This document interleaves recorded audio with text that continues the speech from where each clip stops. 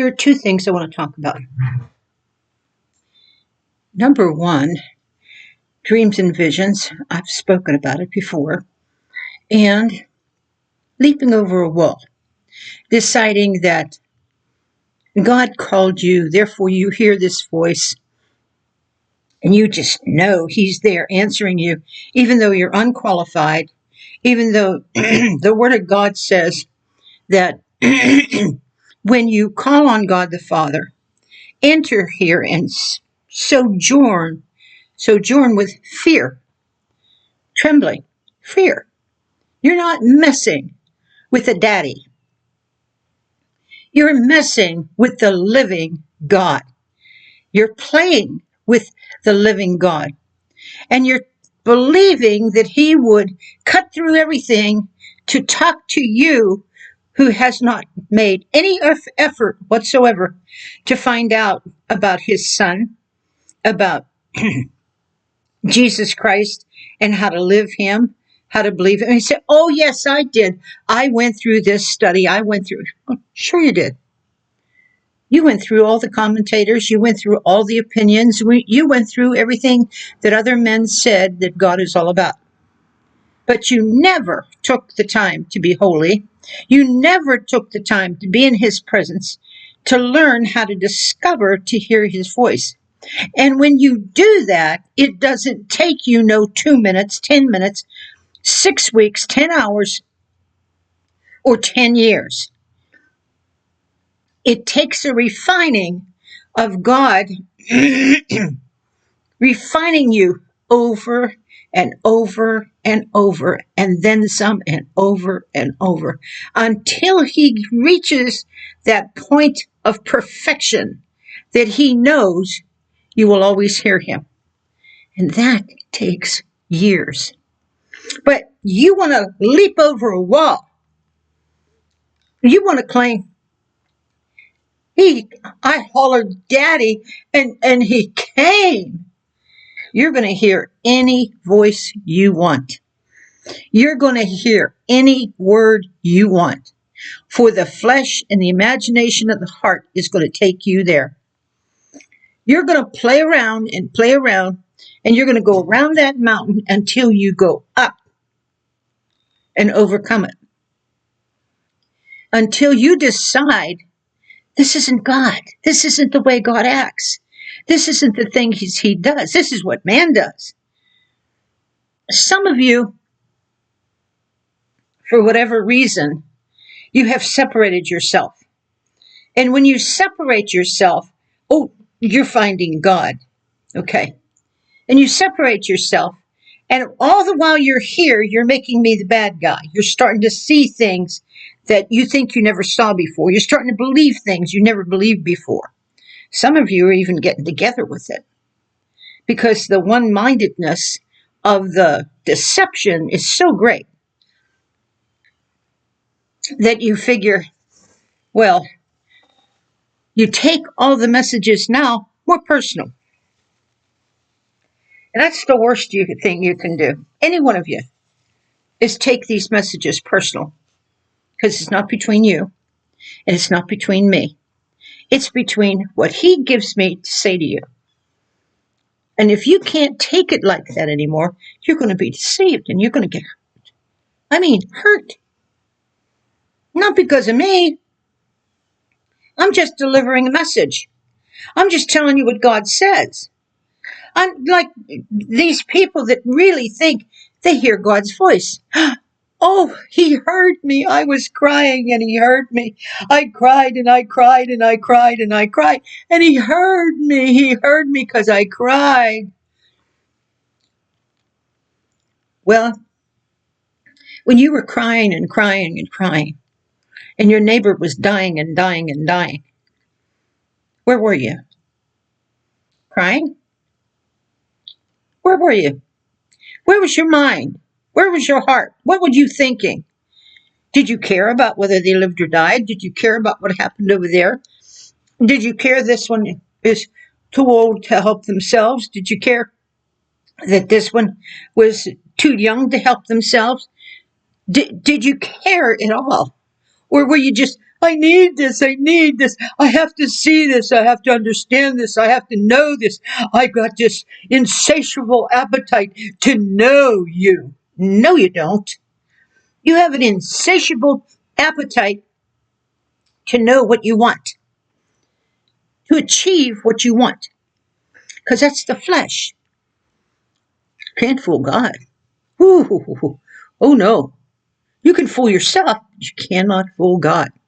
And so when he has a servant that rebukes you and tells you, God will never answer you as daddy before you learn who God is and the awesome, tremendous power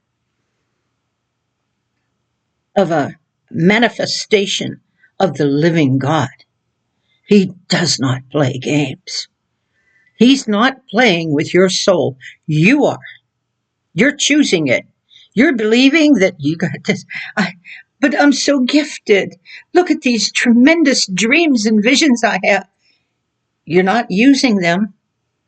You don't know how to use them. And even with I tell you, you're not going to apply them the way I'm telling you. I've seen others do it. As long as they are in deception with people who have deception, you know, you're connected to this one and to that one and to this one. And it's, oh, but we took care of all the No, you didn't. Oh, you didn't. You have no idea of the depth of deception of the New Age movement. None. But oh, you know everything because you got some dreams and visions. And God showed you they're changing. And now you can take it. Well, you got to examine that heart of yours. You have to understand, why would you go and do that when God clearly showed you and told you they're not ready? But you went. Oh, but I love you. Nobody like you. So now you're in a place where you are looking at things as though, boy, she's really deceived. And I've seen other pastors do that. Oh, when you told me what you told me, Marion, I thought you were nuts. But it was a few months later, everything manifested exactly the way you said. And I knew it was God. Well, it hasn't manifested for you yet. But you're way over here. And you know how I know when you're way over here it's not of God? Because my heart was with you 100%. And with my heart being with you 100%, there were different times that I needed you and I cried because you weren't there. And God told me, He comforted me. And He said, Mary, this is proof they're not for real. This is proof that no matter what they give, no matter what they do, they're not for real. Because if they were for real, they'd have never left you. They would have known and understood with the kind of call that you have, I would have used them to help you with soul. But, they back off. That's control. You're controlling me and putting me into your ministry. And that's, my goodness. If God come into your life through me, and He decided what He wanted through me, and you decided to back off, that's not God. You got a problem, not me.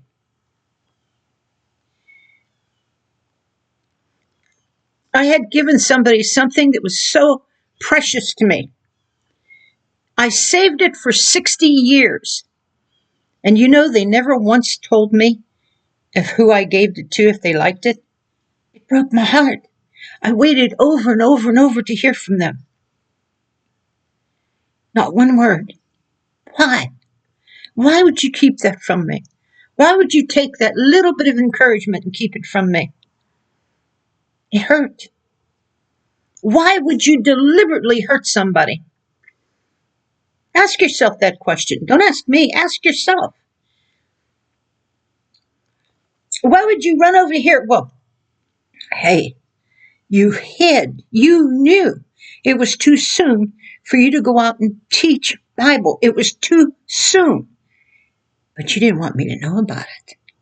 And when you found yourself telling me a little bit about it, then you disappeared because you knew it was too soon. God's already convicted all of you, all three of you. He's already spoken to you. He's already talked to you. There's no more talking. You're going to do what you want to do, and God's going to do what he wants to do. And that's all there is to it. I'm done with it. I've been done with it for a long time because it no longer hurts. I'm no longer disappointed. I'm no longer hurt that people won't listen. It's their choice. I don't hold anything against you. I pray, and I do. I pray you get blessed. Somewhere else, if that's where God wants, okay. If that's for you, go ahead. It doesn't matter. But when you're in deception, I can't do that. That's like blessing the lie. I won't do it, and I can't do it. Oh, you might want me to. You might think that's the best thing for me to do, but I can't. Because you see, I want my hands free of your blood. So I got to tell you the truth.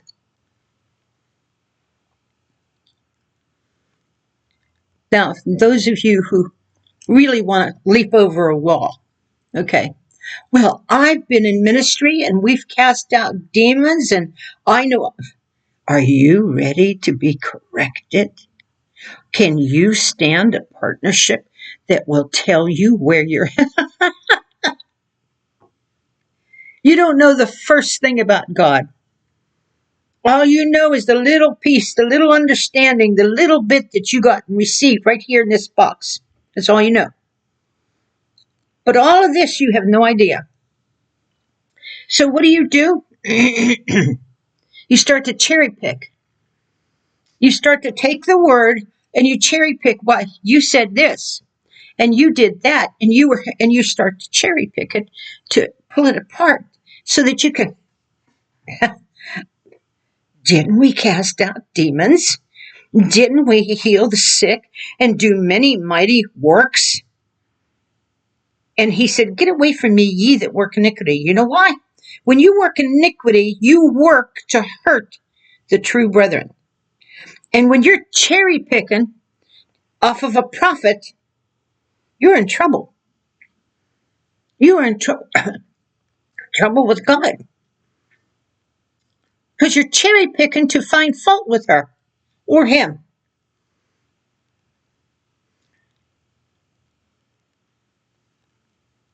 I'm telling you the truth. I'm not going to paint it up. I'm not going to change it. It's going to be what it is. It's going to stand exactly as it is. God doesn't play games. It'll stand with you, for you, against you, after you, clear into eternity once these lips were spoken. Because I know there's only one thing that comes out of here is him. You can't change that. None of you can change that. None of you can diminish it, dilute it, do anything. None of you can send all your garbage, everything. None of you can touch it. Because it was established over and over and over for years. Because he said, you're the kind of people that would kill the prophets. You're the kind of people who would convince them they're not a prophet at all. You got it. You got it. You're the one that knows everything. You understand it. You know better.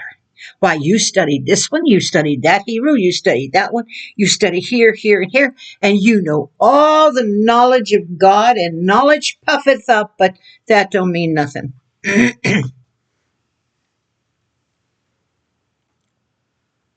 had it. Nothing I can do about it. There's nothing I want to do about it. But God said today is the day that you tell it like it is. So I will. Any person that thinks that because they cried, God heard them. God the Father heard them because they cried. is in the wrong pew. They have a God they can pull right out of the air and put them in their back pocket and use them anytime they want, like a charge card. Out of the imagination of their heart and their mind, they made that kind of God. They chose him that way. Oh, oh, wow. Oh, my. Anybody that gets dreams and visions, and I have to admit, they're very powerful. I know what they mean, but I know you don't. And I know that with your limited knowledge and understanding, when you go to the occult, which goes into the cult teaching of the church, which goes into dreams and visions of how they interpret dreams in the church, which is all cult. You can't find it. Oh, you think you can, but you can't. Well, I don't really know what this means. You want that personal touch. And God says, I can't give it. Marion, he said, you don't have the power now to spread yourself so thin for people who won't do their own homework. They have to look for it. They have to seek it. They have to find it the way you did. And if they don't go there, they'll never get there. But they're not going to find it by using you, because I won't have it. I won't let them do that to you. So lately, I've been getting a lot of questions, a lot of things that they want to know. And I have said this before. Interpretations of dreams never comes out of a book. It never comes from a set amount of colors meaning anything. It never comes from objects representing anything. It comes directly from the throne of God and he interprets it the way he gives it to you. That's the way it comes. And it has nothing to do with what happened before. It has nothing to do with the way it worked before. It has nothing to do with any of it. It has to do with your communication with him. That's the principal thing there.